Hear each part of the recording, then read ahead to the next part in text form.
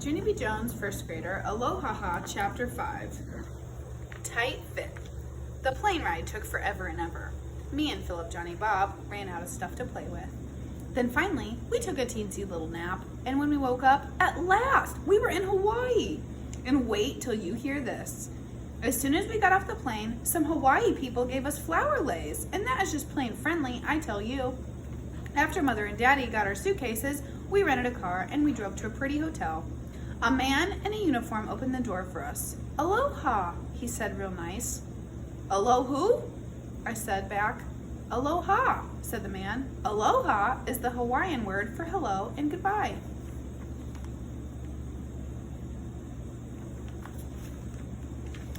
I smiled. "Hey, I like that word of aloha. It sounds like it's laughing, sort of. Aloha, ha-ha."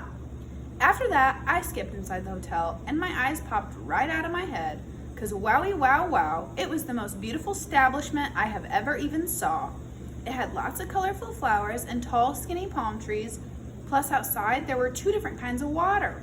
Plus, there was an ocean with a real actual beach and a swimming pool with a real actual diving board. And that is not even the end of the beauty. On account of, when we went to our room, there were 2 giant beds the size of a queen. I threw up my arms real joyful. "Hawaii," I said. "You gotta love it." Then I twirled and twirled, and I crashed into one of the beds and I fell on the softy carpet. It was very thick and plushy. I did a yawn. Then I curled up very comfortable, and I closed my eyes. Dad came over and picked me up. Then Mom put me to bed, and I slept all the way till morning. The sun shined in my eyes. I stretched very sleepy, and then I looked around the beautiful room. Then bingo, I remembered. "I am in Hawaii," I said. I jumped out of bed and I jiggled Mom and Dad awake.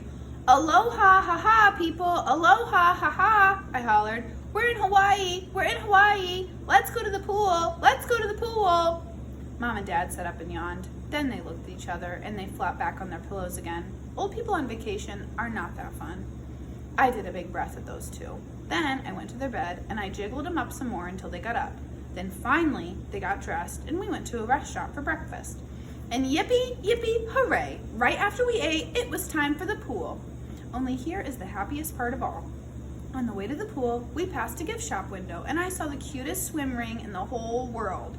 "Mom, Dad, look at that swim ring. It looks like a parrot. See it? See it? Isn't it cute? Isn't it?" The gift shop lady heard me being gushy. She took the swim ring right out of the window and she handed it to me. "It's the last one we have," she said. I jumped up and down, very urgent. "The last one. Can I have it, Mom? Please, please, please. If you buy me this swim ring, I won't ask for one other thing, not for this whole entire trip." Mom and Dad looked suspicious at me, because that was a fib, of course.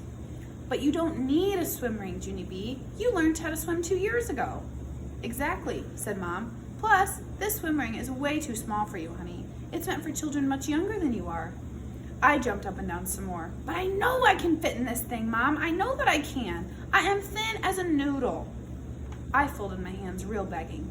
"Please, can I have it? Please, please, please."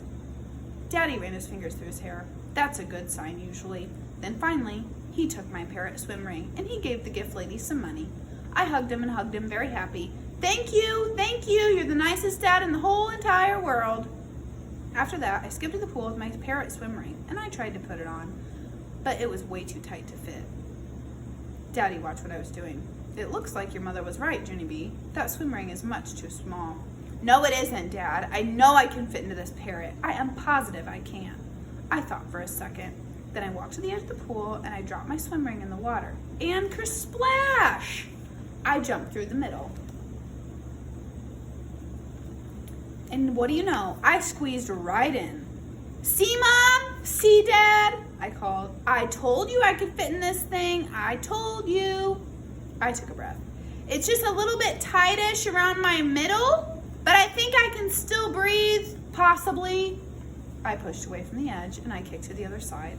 "Do you see me swim over here, Mom? Are you watching me? This parrot is speedy fast." My stomach did a wince. "Also, I'm in severe pain," I shouted. After that, I hurried up out of the pool and I rushed to Mom's speedy quick. Please get this off me right exactly now because this thing is squeezing my insides in half, I said. So she and Dad tried to wiggle it off me, but the parrot didn't budge itself. I sucked in my tummy as skinny as it would go. Then all of us pushed and yanked and tugged and twisted and stretched, plus also I jumped up and down. After that, I panicked and shouted, I'm stuck in my parrot! I'm stuck in my parrot! 911, I'm stuck in my parrot! Everyone turned around to look. Shh, said Dad, stop shouting. Then he quick found the air plug and he opened it up and whoosh, my parrot's air came rushing out. Soon my stomach could breathe again. Ah, better. Thank you, Dad, thank you. I waited till all the air was out, then I headed back to the pool. Mom snapped her fingers at me. Whoa, wait a minute. You can't go in the pool like that, Junie B. We still need to get that swim ring off of you, she said. You stay here and I'll go get my scissors. I raised my eyebrows at that word. Scissors? I said. Yes, said Mom. I can cut that swim ring off of you in no time. I let that information sink in. Then, all of a sudden, my eyes got big and wide. No, Mom, no! I shouted. Don't cut my parrot off! Please, please, please! It doesn't even hurt anymore! I promise, I promise! Next to us, a grandpa did a frown. Plus, his wife did a frown, too. For heaven's sake, what kind of mother would cut a little girl's parrot? Said the grandpa. I don't know, Ed, said the grandma, but it sure doesn't seem right. Mother stood there kind of frozen. Then she and Dad picked up our pool towels, and we moved to different lounge chairs. After that, Mom sat back down again, and she said she wouldn't get the scissors. Yay, I said, yay, yay. Then I jumped in the water and I started to paddle. Look, Mom, look, I'm still wearing my parrot and it's not even squeezing my stomach, I shouted. Flatso parrots are perfectly comfortable. I swam underwater to the end of the pool. This parrot is working out beautifully, I called again. The grandma started to clap. Good for you, you showed her, didn't you? She yelled. Mother sat there a minute. Then she got up and moved our towels again. I named my parrot Squeezer. Squeezer was a flatso, but he was still fun to play with. We swam and swam the entire day. When it was time, I gave my camera to Mother, and I asked her to take our picture for my photojournal album. This will be a picture of my first new friend in Hawaii, I said. I held up Squeezer's flatso head, and both of us said cheese.